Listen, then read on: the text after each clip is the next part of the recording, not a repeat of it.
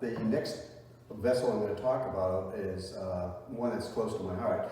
In the late 1980s, I was scallop diving between the lighthouse on the Neck and Cat Island when I came upon, after a severe winter storms, I came upon a wooden rib coming up, ship's rib coming up out of the sand. I noticed a pile of stone about 3 or 4 feet away from it, about 15 feet in length, and realized this was the remains of a vessel. I went to Boston, got all the permits. I was still doing hard hat diving at the time, so I was able to grab 3 days worth of gear and equipment. And 2 state archaeologists, we gridded out the wreck site, and I started with an airlift, an underwater vacuum. I started sucking the sand away, and we came up with lead fishing weight, an old trade axe with an oak handle in it.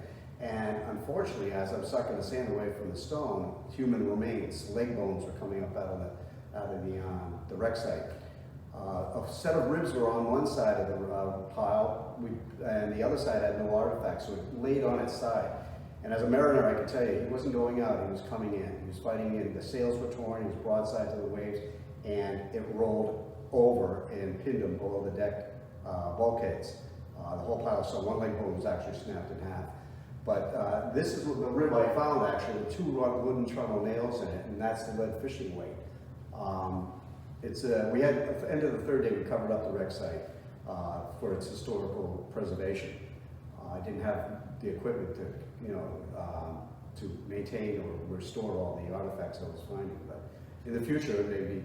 Anyway, a bone surgeon friend of my father, a friend of mine's father, measured out male Caucasian, give or take an inch, 5 foot high, 18 to 24 years of age.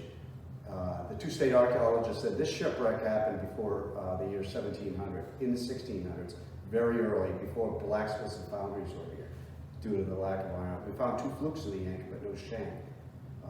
That would have been embedded in the wooden shank. So, anyway, that's the Unknown Mariner.